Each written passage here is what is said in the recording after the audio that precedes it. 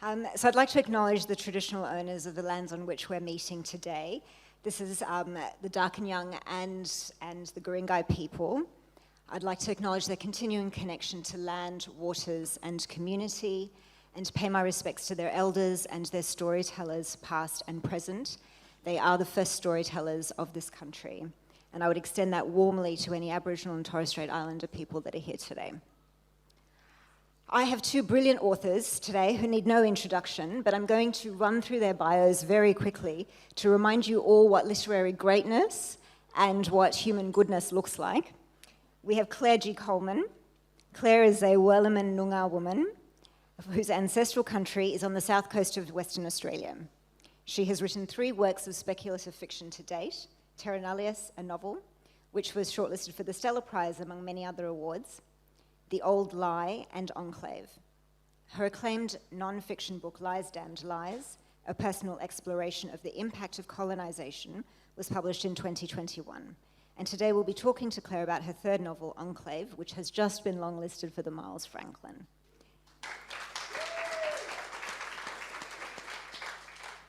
Inga Simpson is a novelist, a nature writer and essayist. Her fiction, Mr. Wig, Nest, Where the Trees Were, and Willowman have been multi-awarded and listed, including for the Miles Franklin.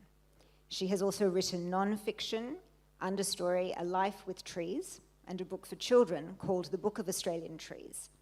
Inga has 2 PhDs, because why have one when you could have 2? One in creative writing and one in literature. Today we'll be talking to her about her 5th adult fiction, The Last Woman in the World. So Claire, you have said that so much of classic speculative fiction is intentionally politically didactic. Activism deployed in Trojan horses. And Inga, you've said, as a storyteller, it's my job to imagine future possibilities. But how? I know this because I've been stalking them, by the way. You've said it's your job to imagine future possibilities, but how? Do I write eco-horror, a world even worse than the one we are rushing towards, to try to prevent it? Or an alternative fantasy future, something better to aim for? Claire's also said that every dystopia is a utopia for someone. So both your novels have been described as allegories. My first question is, what is it about the dystopia that appeals to you as a literary form or style? Well, firstly, what's interesting about... There's a couple of interesting things about dystopias. One of the most interesting things is they can actually serve as quite a firm warning, like, this is what is coming. And if we're warned, we might stop doing it. I like to think of it like historical fiction is looking at the past to see what's gone wrong with the present, whereas speculative fiction or futuristic fiction is looking at the future. Sure, it's an imagined future, but still the future, to see what's wrong with our present and see what wrong path we're on. And I've also always been fascinated in reading dystopias. Apocalypses and dystopias, they're like my candy. I can't help reading them. They're so much fun.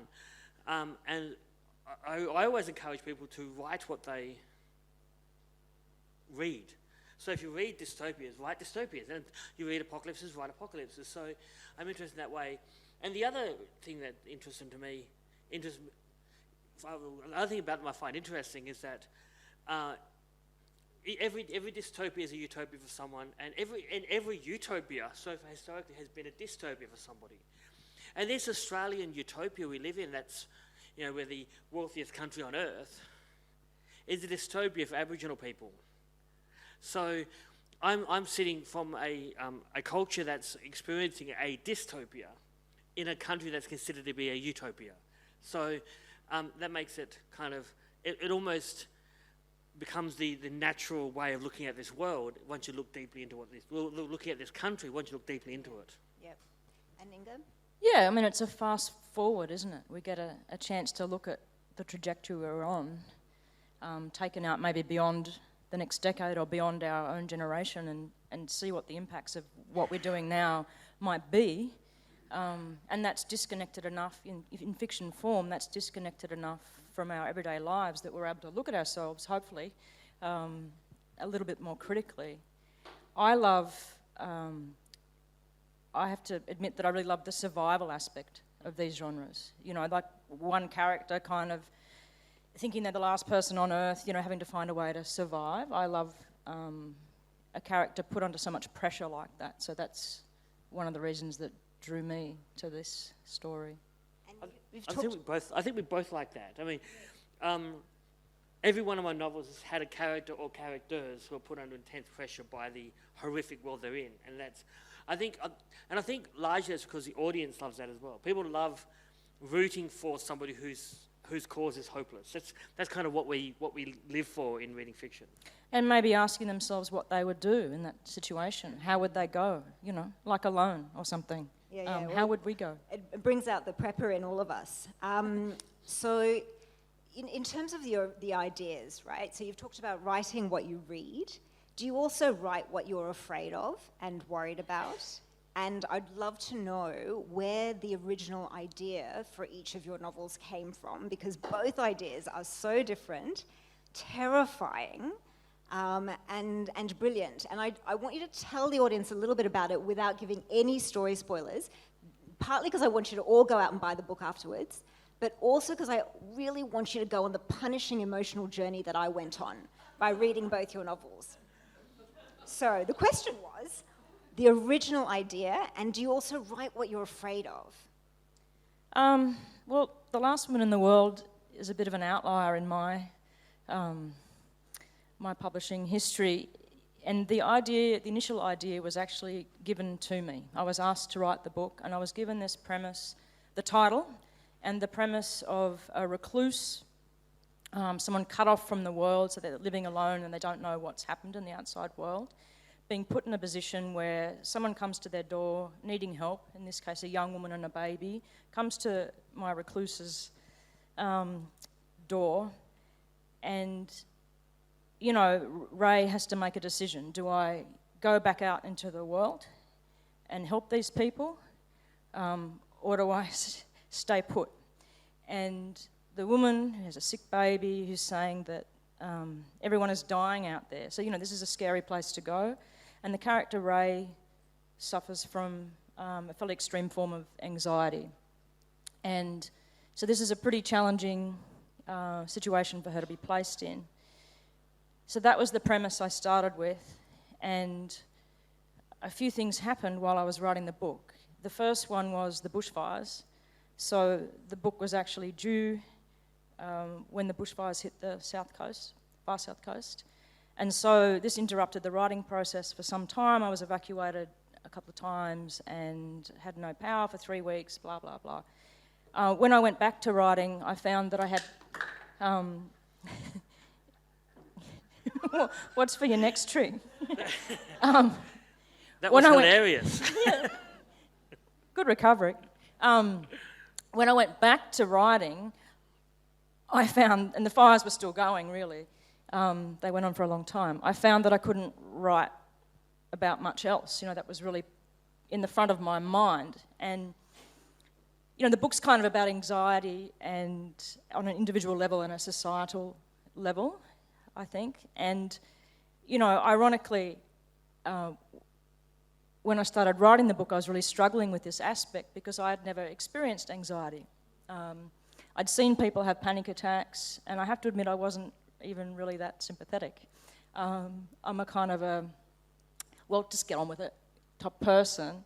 And, of course, I found when I went back to writing this book that I was a slightly different person because I was experiencing anxiety.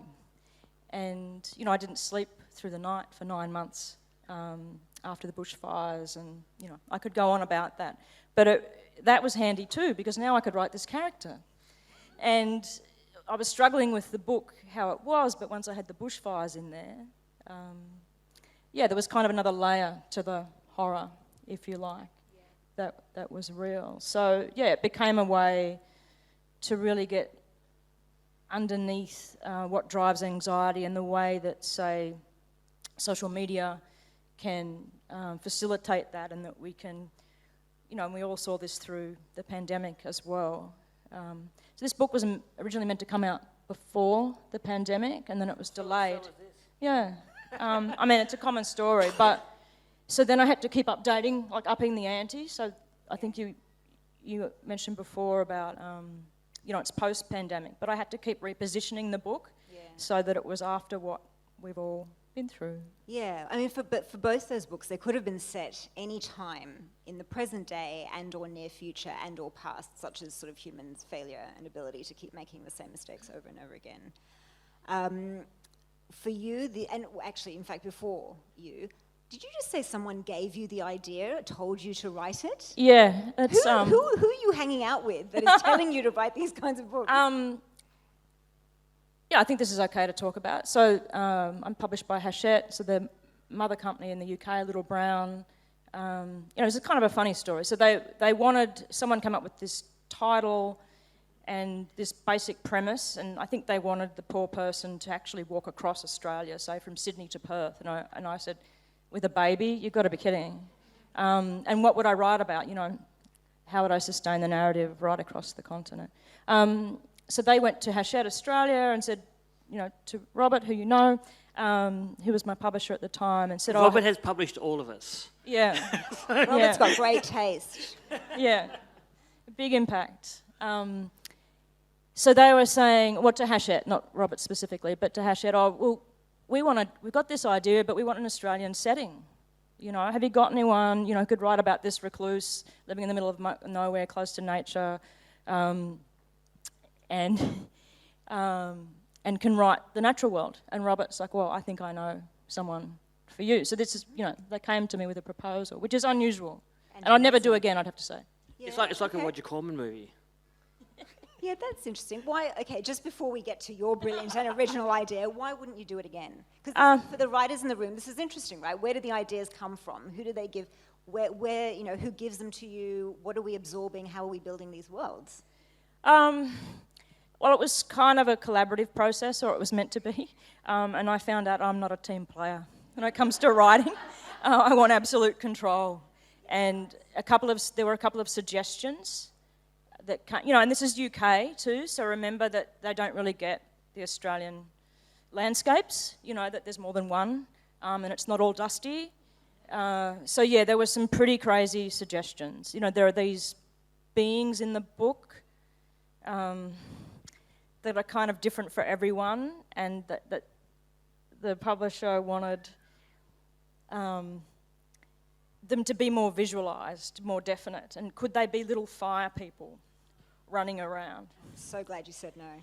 And I thought that was pretty poor taste, given, yes. 2/3 of the country had just burned. So, yeah, I just want control, and to change my mind and, absolute control. Brilliant. Love it. Okay, Claire, go. I want to make Neil Gaiman's joke. Neil Gaiman, the writer, is always asked, where to get your ideas? He said, I go down the road to the idea shop. Because everyone wants an easy solution. I want to write a book, I need an idea. Well, ideas are more nebulous than that. Sometimes they start with the tiniest little pinprick of something that you inflate in your mind as something huge. And for me, it was a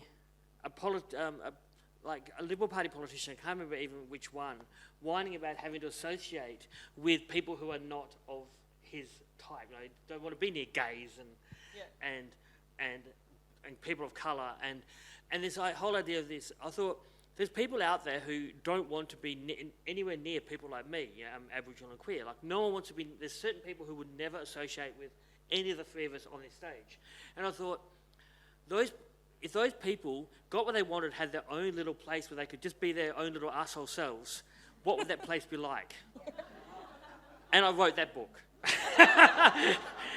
Essentially, and that's where Enclave came from. It's just like those assholes who won't have anything to do with us. If you think about this idea of getting a society where everyone is the same, all middle class or middle class or wealthier, all white, and all straight, and as you think about all the things that people who are not from those cultures bring to society, all the stuff they get from everyone else, the place that they're in would be extremely boring. And that's kind of the dystopia I was writing. A nightmare. Was it? Yeah, who'd want to live there? I wouldn't want to live there. It's like that saying, it's like, I wouldn't want to be part of a club that would want me as a member. Well, that's not really me. I wouldn't want to live in a place that doesn't want people like me living there. Yes. They don't want me there, but I don't want to be there either, because that means there's no one else like me there, and that means there's only people like them, and who wants that? So that's where the idea came from. Yeah, brilliant. And it goes to that thing that you were talking about earlier, where somebody's utopia is somebody else's dystopia. And absolutely. And that's the thing. If all the rich, middle class, white people all had their own little perfect utopia, with no one who's not like them, that would be, to me, that's the sort of place that would send my blood cold. I would absolutely hate it. And so therefore that's their utopia is my dystopia. It's an exact example of that sort of idea. Yeah, and your dystopia though, well rather their dystopia, is in fact more utopic than dystopic, right? Yes. Yeah. And which was fascinating. I just thought that bit when you, and I'm not going to story spoil it for you, but it was really interesting, the contrast of the world inside the enclave and the world outside the enclave. And some people don't. I'm not going to spoil either. But some people don't get this extreme dichotomy I've built between these two societies. Then I say, but that extreme dichotomy is kind of the point of the story. Without the extremity of that dichotomy, the story doesn't work. And I've had that in every novel I've written. There is always somebody who says, I don't get this about it. It would have been better without that thing. And I go, well, you obviously didn't understand it. Otherwise, you would have known why I did that. And it happens to everyone, I think. Yeah, and also they are themselves obviously not writing dystopic fiction, because that's part of the genre. Yes. Okay, I've got loads of questions because I really like you too. So in this novel, you explore some really big themes. Okay, some terrifying themes, some of the most troubling features of our troubled world. So we've got bigotry, transphobia, climate change, fire, pandemics, old news, surveillance, AI, algorithms. Keeps going. How and why, for both of you, right, there's so many catastrophic themes to choose from, how and why the ones that you've focused on? And when you sit down, given what Claire was talking about with the sort of didactic nature of apocalyptic fiction, you've chosen certain themes. You could have chosen any of them, and you've chosen certain ones. Was there something that you were trying to say when you sat down to write the novel? Or did the writing process itself reveal to you what you wanted to say? Yeah, I mean, for me, probably my number one concern is, the threats to our natural environments. And so given that's the natural environment is usually at the heart of all my work, even this one, it's hard for me not to write about that. And given I'd been caught up in an apocalypse of sorts, I mean, it really was laughable from the outside, not from the inside at the time, but, people are like, oh, how did you think of all this? How did you make it all up? And it's like, well, I was living in it. I was living in an apocalypse. So, in a sense, I didn't have much control. Like, the fire scenes in this are very raw. I had kind of hoped the editor would push back a bit on those, but maybe they were, worried that there was sensitive ground. But, yeah, they're pretty raw, things that happened to me or people I know. And I don't know that I had that much control over what I was writing. I mean, in hindsight, it's quite an angry book, that the fires, that this is happening, that we let it happen. I did things like go out into all the forests that were most badly burned and photograph them, and even if the national park was still closed or the track was closed, I would go out there anyway. I was pretty masochistic about it. And I don't know what I was trying to do to myself or the point that I wanted to get to, but yeah, all of that is in the book, this kind of rage that we let this happen. Yeah. And I think even when I'm reading it, without it being a call to arms or a call to action, it is, right? The beauty and the tragedy of it is so profound that you can't not be motivated to action when you read your book. I hope so.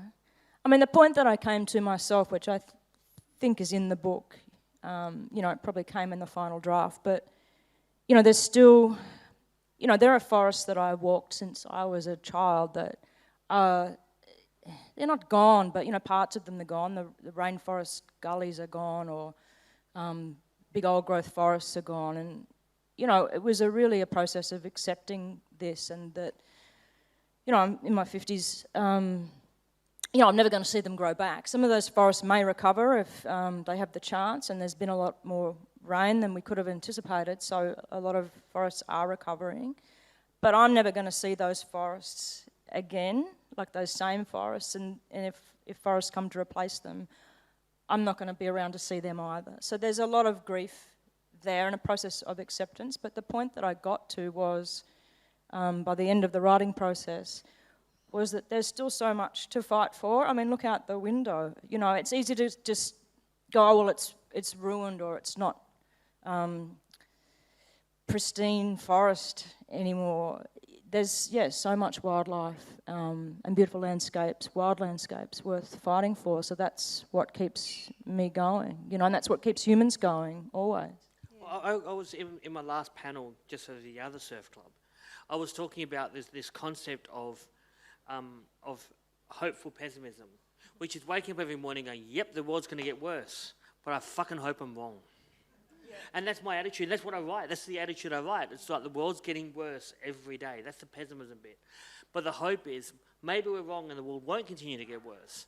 And it's that hope, that little spark of hope that keeps the fight going. If we believe the world is going to get worse and worse and worse and worse and worse, what's the point of resisting these negative changes that are happening to us? So we're better off, but if we think everything's going to be okay, we don't fight either. So what we do, we have to know the world's going to get worse and fight against it. Yeah, and you've still got to sustain yourself, We've still got to sustain ourselves and our families and our loved ones. And for me, that's through the natural world. And so it's a careful line to tread where I'm getting my sustenance, but also trying to make a difference.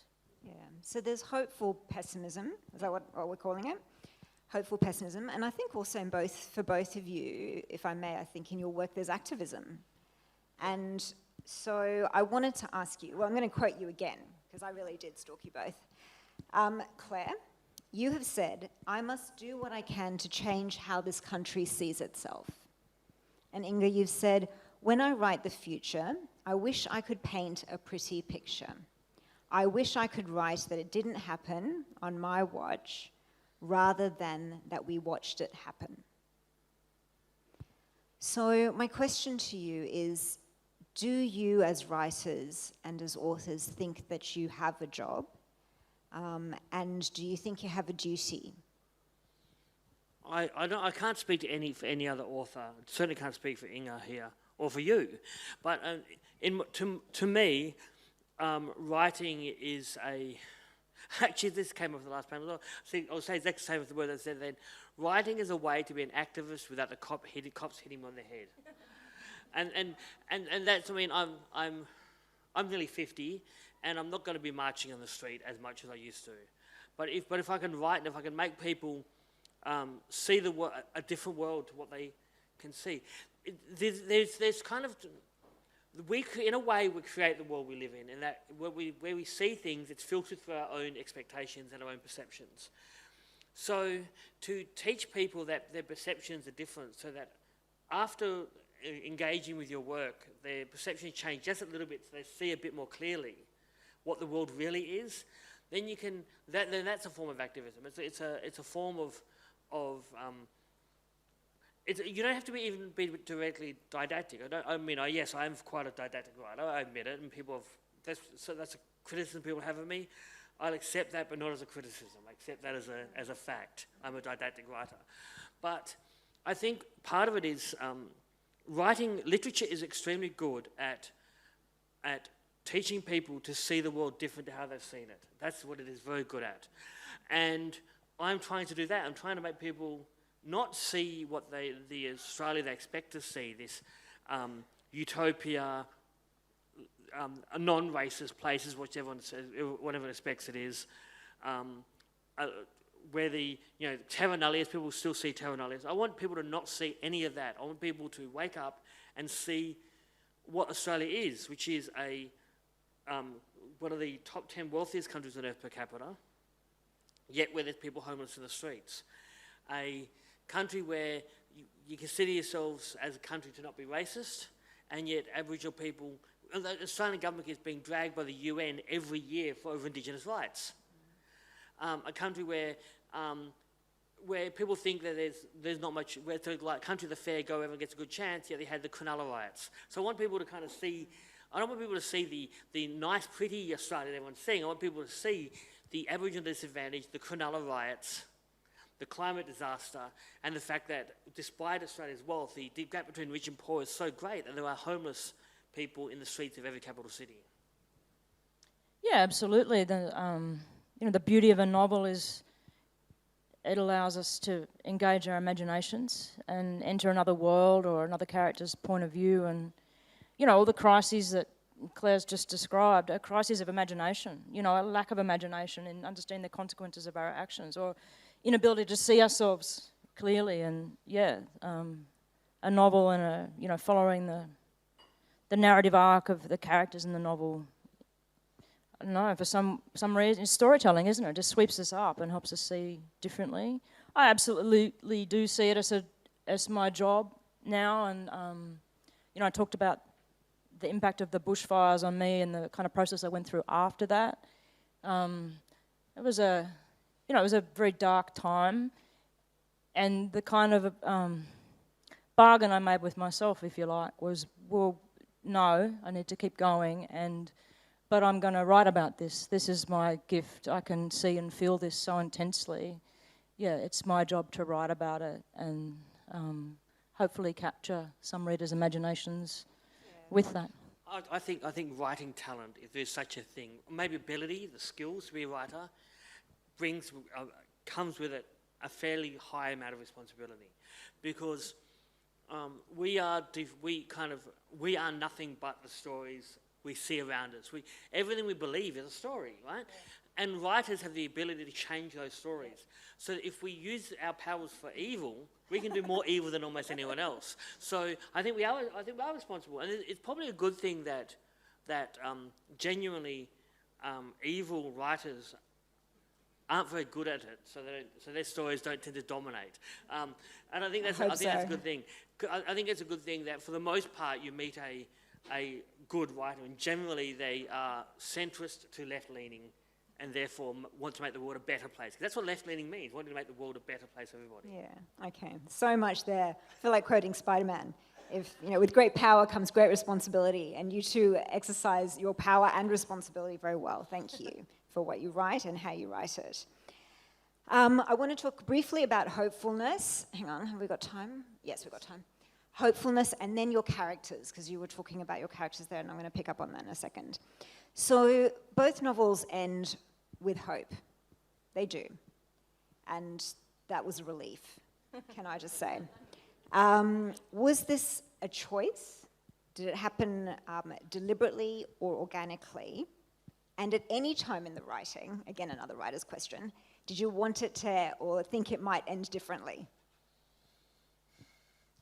With Enclave, I decided it'd be really nice to have some hope at the end. I mean, with the Old Lie, which was my second novel, I built up. It won't be a spoiler to say that I built up all this hope and then snatched it away at the end, which is a really mean thing to do.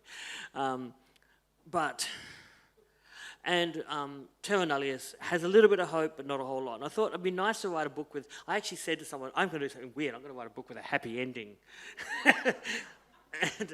because it is odd to write dystopic speculative fiction with a happy ending. It's actually an odd thing to do. People don't actually do it. If you think about the great spec fic, it's either a neutral ending. Things have gone from bleak or it's incredibly bleak at the end. And I decided to write a hopeful ending. Maybe because I needed hope myself, and I never had an idea of.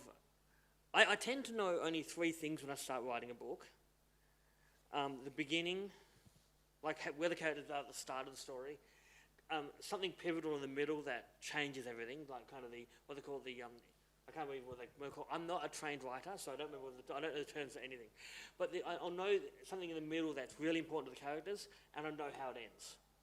And those three things don't change. Everything else changes, but those three factors never change, because I think you need to have those three things built into the story firmly for the whole. You got to have, without those three kind of pillars of the tripod, the story does not work.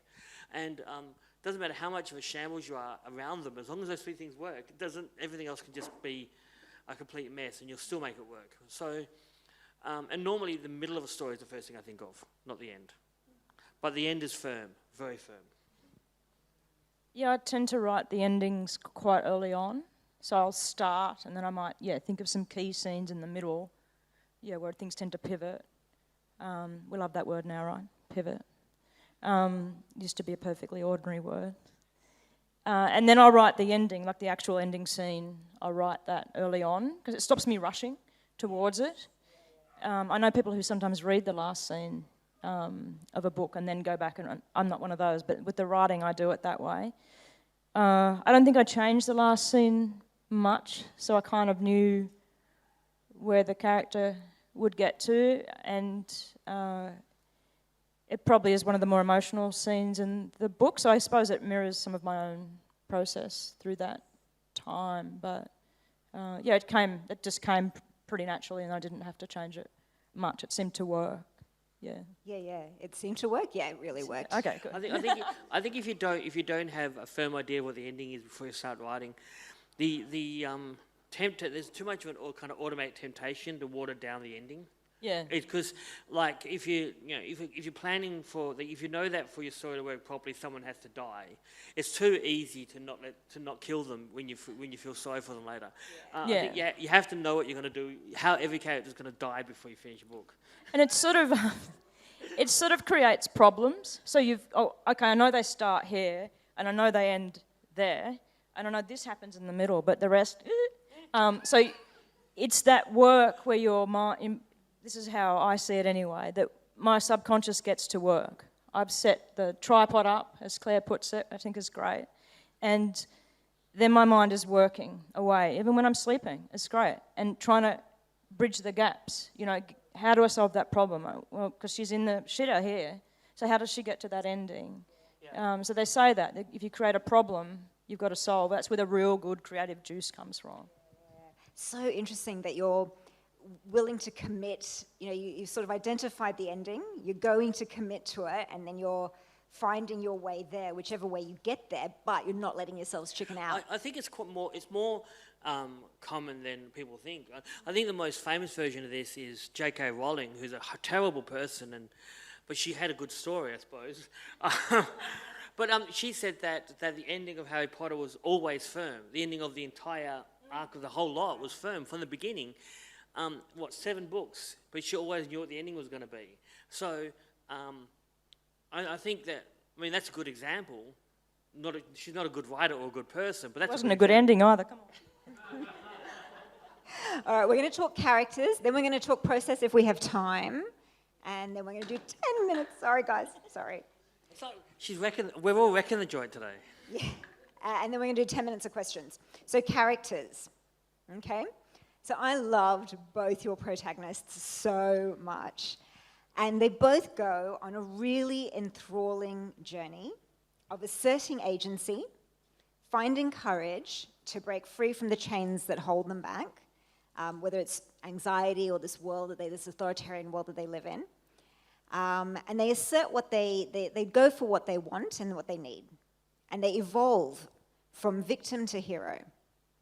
And they find a way to either build their own world or to make their way in the world that they have to live in. So, how did these characters come to you? Were they created and constructed deliberately to serve a purpose? Or were they characters that just kept surfacing, kept knocking on your door? Or are they a version of you? Please explain. I think any author who denies that every character is a version of themselves is lying. Mm-hmm. I think every character, every author writes has a lot of the author in them, and that's just a fact of writing. But in this case, the protagonist of Enclave is probably the least like me of any protagonist I've written. But I thought it was actually. come up with my protagonists and all my other characters based on, not on who they are, but how their personality, their social status, whatever, makes the story work. I don't know about everyone else here, but I'm a story first writer. I've got the story. I know what the story wants to do, and then I dump the characters in the story. But I don't give a shit about setting at the beginning. I think story first, then characters, then setting, and that kind of works. But for me, the story has to work, so the characters have to be created to make the story work. And I'm not afraid to add another character. I mean, I've written two of my 3 novels have been multi-voice, like multi-protagonist novels, and in both of them, I have gone back and inserted a character that wasn't there before, and put them as a protagonist character, and had to rewrite the whole book to make it work because I needed that character later. Yeah. So I think it's my character's just chosen by looking at a kind of subconscious formula. What does this character need to be like to make the story travel through? Yeah, so your character then isn't necessarily driving the story. The story's driving the story, and your character's making your story work. Yeah, the character's there to make it work. Yeah, excellent. Okay. You, Ingo? Probably the other way around. I'm place first, so the setting, then the character who has to be connected to that place, and then the story slowly starts coming. I have to really drag the plot out of myself a lot of the time. Ray, well, a close friend of mine said this, so it's probably true, that Ray's voice is closest to my own of all my books, so that's revealing. I knew this character had to suffer from anxiety, which, I've shared, knew nothing about until I wrote the book. But it was really her art form. She's a glassmaker, and she's quite big and strong and tall, which obviously I'm not. But yeah, her artistic kind of practice defines her a lot. So that was, that took the character away from me.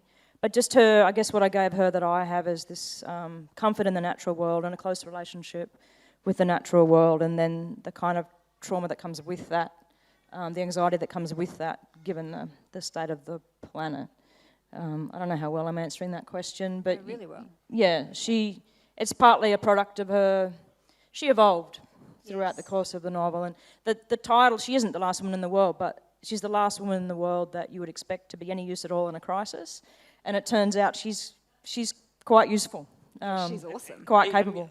I'm using someone pointed out to me once, and they're kind of right, that if you get the 2 main characters from Enclave and mush them together, it's a lot like me. But individually, they're nothing like me. But if you smush them together, then you've got someone a lot like me. Yeah, okay. And then we've got Ray with your voice, the closest to your voice out of Yeah, that's all what of they said. Yeah, interesting. Not that anyone's asking me, but it may interest you to know that my next character is an assassin. Watch out.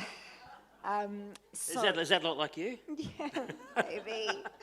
So I do want to I want to talk about their arc before we do process. Because they go on a fascinating arc. They go from being afraid and trapped or unaware, but sensing that something is awry with their world, to really extraordinary amounts of agency and independence and willingness to fight the things they're most terrified of. Okay? So, why was it hard to write? How important was it to you that they were able to do this for themselves, or that you were able to do it for them? It was wonderful to observe as a reader. Yeah, you want that strong narrative arc is really satisfying, isn't it? To see a character, or character arc, isn't it? To see a character find out what they're capable of under pressure is something very satisfying about that, and it was satisfying to write too. And given the book was about fear, Ray basically has to overcome her fears, and it's tricky, not wanting to give away too much about the plot, but that's key. Fear is key to unlocking the threats that they face, and it's true of all of us, isn't it? To achieve what we want to achieve or be the best versions of ourselves, we have to overcome our fears, sometimes our worst fears, to be the best that we can be. So yeah, it was it's kind of satisfying to write. It was great to read. I think the job of a protagonist is to evolve inside the story. So if your protagonist starts off a bit of a coward, or a bit scared, or a bit unaware, it's their job to get better at surviving the world they're in. If your character's a bit of an arsehole, it's their job to become nicer. So if a character, and they say it's one of those kill your darling things. If a character's not doing their job, which is evolving in the story, then get rid of them, start again. And that's really because let's face it, the thing people are most unaware about literature is books exist to be read. If you write a book and people don't read it, it's like a tree falling in the forest and no one there to hear it. It's like, if a book is never read, it may as well not be a book. So you want your books to be read, and that's the point of them. So therefore you have to make a compelling story. That's our job as writers. So on that, can I ask you, this will nicely segue into process. See how I did that? When you are writing, you talk about writing a compelling story, are you actively and consciously thinking about your reader, about your publisher, the market, the gateway, what makes it compelling? I absolutely always think about my audience, constantly. And if anyone in the audience has read Terra Nullius, you know precisely what I mean by that. I am always, every line of writing I write, I am thinking, how is this? Not I'm thinking, what have I written? I'm thinking, how is this going to be read? Always. And that's what I don't really think about what the publishers are going to want. Well, that's because they're all beating down your door, girlfriend. So... I think I like to have my first draft just for me. I think that's why I didn't enjoy this process as much. The first draft is just for me. I'm just playing. That's kind of a little trick I play with myself that, just playing. I'm not showing anyone yet. I can still change my mind about everything. And I don't think of anyone. I just let it as much come from the subconscious. And, they say if there's some weird little aspect, we'll make it weirder, drag it out to its farthest point, So I'm just trying to do that and not overthink things and not worry about the publisher saying, oh, isn't it a bit bleak? It's like, look around. But then the next draft, so I'll put that draft down and then, leave it for a while, pick it up again and kind of read it and make some notes, make a map of it almost. Then I'm thinking about the reader because I've got to somehow, there's a story there and some of it might be a surprise to me when I read it back. You're like, oh, it's about that. Shit. Okay. It needs more work, but I have to start to think about what order things need to come in and how I best can present this story for the reader, to make it an enjoyable one. That can be the funnest bit when you reach a bit and go, well my favourite bits are either when you reach a bit and go, oh, that's a layer of knowledge I didn't mean to put in there, how awesome. Or when you read it back and go, what, I wrote that? So when you read it and go, God, I really am brilliant. Okay. I actually had that with Liza and Liza. Someone asked me to reference something and I looked at it and went, what? Who wrote that? All right, so we're going further into process now, if that's okay? Yep? Unless you want to stay on the end of the world. We're okay to go to process? So, do you have a sense of your, and I don't mean this narcissistically, but do you have a sense of your body of work that you are producing and where you want it to go in the future? Do you think this is who I am and what I want to be producing and leaving behind as an author? Yeah. Nice. Okay, next. I know it's hard. It is kind of a private thing, isn't it? Willow Man, which is kind of about cricket bat making and cricket, is an outlier in my work as well. Even in that cricket novel, I brought in an environmental thread, believe it or not. But yeah, all of my work is environmental. I can't imagine that changing. I can't kind of help that. And I'm just, in the way that I live my life, I'm kind of going deeper and deeper I'm trying in my life and in my writing to get closer and closer to the natural world, to being a part of it, not outside it, to more of my life being a part of it. So I guess that's taking me down a particular rabbit hole in my work, thinking about other beings, not as it, but as they, them, another being. These are the areas I'm interested in working. Our senses, all the senses that we have that we're not using, as humans, not using or not as aware of, these are the interests I'm following. So, I can sort of have ideas for a few more books, and I can see, I'll just follow those leads where they take me. Excellent. I'm super relieved. Okay. Claire? I discovered at some point that if you consider where my skills lie and where my ability to cope with the outside world lies, I'm really only suited to one job. And that's the job I'm doing. So not only is writing the only thing I think I'm capable of, it's actually only been the only career I've held on to for any significant length of time. And it's not only is there that aspect, but I think that I don't think it's arrogant to think that everyone deep down wants to leave some sort of legacy. And people have different ways of leaving a legacy in the world. Most people want to make the world a better place. I think we all want to make the world a better place. For me, that legacy, that way of making the world better, is to write books or to write, and that's the only way I've got. So the only way I've got to, the only tool I have to leave the world better than I found it when I was born is to write books that change people. Because the way to change the world is change people, and then they change the world. Because if we all want to change the world changes. So if you can change people, the world changes. Look, on that note, I am going to stop, and I promised I would share these guys with you. So if you had like to ask them questions and interrupt me, you are welcome to do that. Do we have questions from the floor? I've got one microphone here. Put your hand up. One sentence question. That was amazing. Come on. Don't be shy. Yeah, don't be shy. We're not as scary as we pretend to be. I've actually got another 10 questions on process, but don't be shy.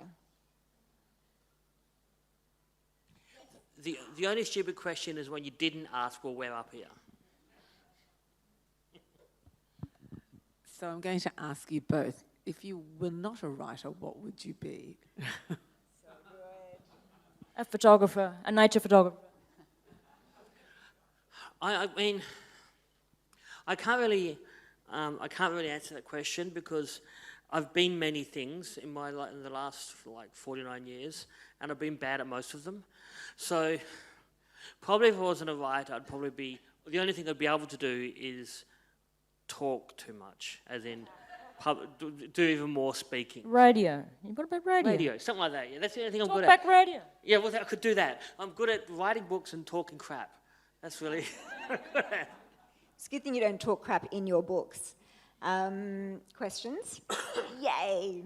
Go, Dina, go.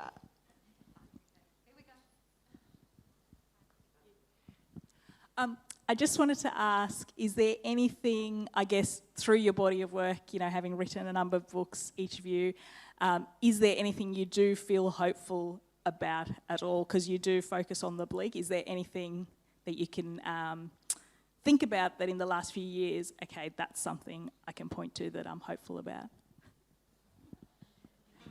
I want to be hopeful. I want to be hopeful that as a society within this colony called Australia, people are beginning to learn about the treatment of Aboriginal people and that Indigenous rights will improve. I would like to hope that, and I kind of do hope that.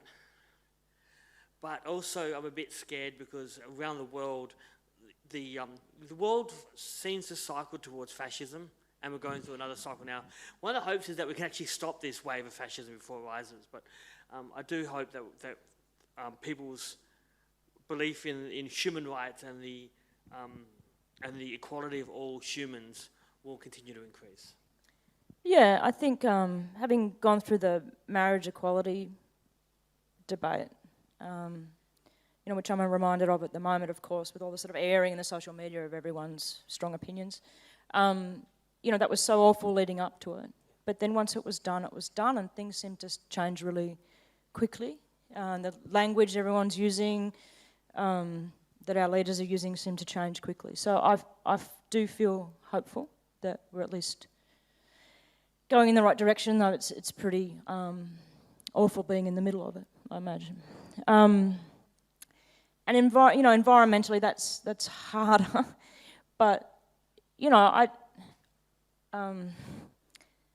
how to tell this story succinctly. 2 little ones. So where I live on the far south coast is a marine park around me now. So when I was a kid, and I spearfished there as well. So everything got pretty depleted. And then it was made a marine park, which there is talk of repealing at the moment. But yeah, 10, 15, 20 years as a marine park. And when you dive there now, without a spear gun, the abundance of life is miraculous. It's amazing. So even 10 years, when I put my head under the water, I kind of squealed because there was so many fish. So nature can recover. And I have a block of land my family had. We had a family farm and sold most of it, kept a little bit of it. And, I have ideas about regenerating that bit of land. It's where I camped as a kid. It's pretty rocky, densely treed. Just having the stock off it, not farming it for 12 months, and it happened to rain a lot. I had ideas about planting hundreds of trees. I don't really need to. They're planting themselves. So to see, just when we can pull back and stop interfering, what the power of nature to recover itself, we might wipe ourselves out, and the planet will be better off. So that gives me a kind of slightly off-kilter optimism.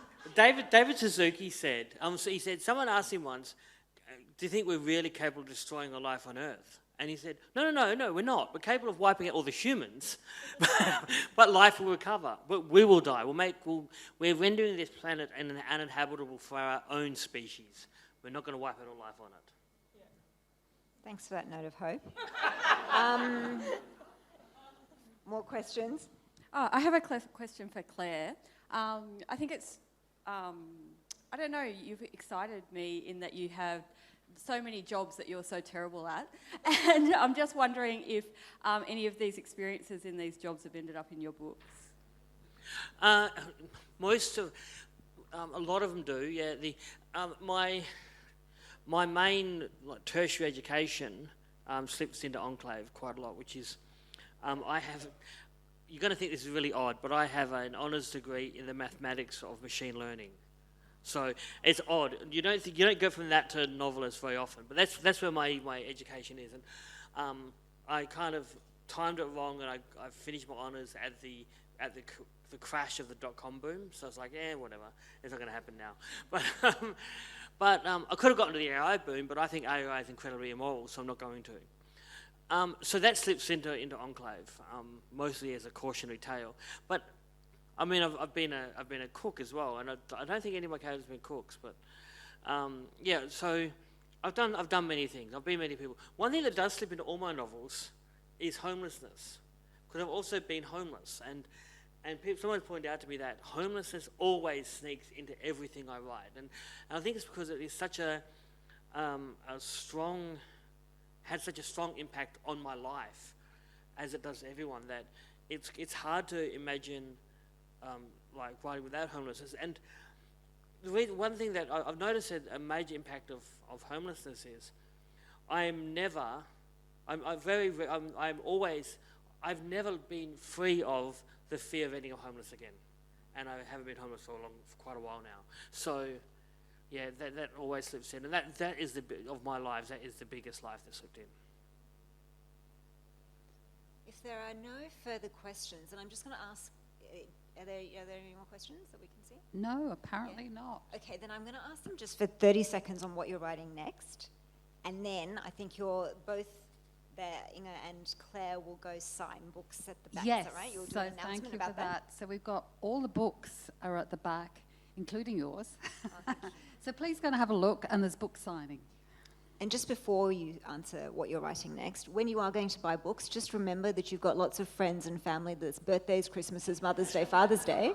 Just bulk Shameless. buy. Do yourself a favour, bulk buy those 2 books. And my books are perfect for racist uncles. Excellent. Love it. Okay, what's next? I'm writing another thriller, and all my own ideas, and it's called The Thinning. It's kind of about extinction or the loss of abundance and the impacts that has on us, on humanity, on our imaginations. Yeah, another light topic. I am early stages on several things because I had too many things that I wanted to do, and I tried to do them all at once. So, but I'm writing. I've started on another novel, which I'm not sure where it's going to go yet. I know what I want to say, but I don't know how it's going to work. I have funding from the Australia Council to write a book on visual art because I'm also an art writer on my spare time. There's no such thing, and I'm adapting War of the Worlds for a theatre company, which is War of the Worlds on stage, which is a crazy idea. It's so much fun. So good. All right, that sounds awesome. Thank you both. I'm excited about both your projects. This has been, for me, an absolute pleasure and honour. Thank you. It was powerful. Thank you. It was terrifying and depressing and uplifting all at the same time. So thank you, and a round of applause. Thank you.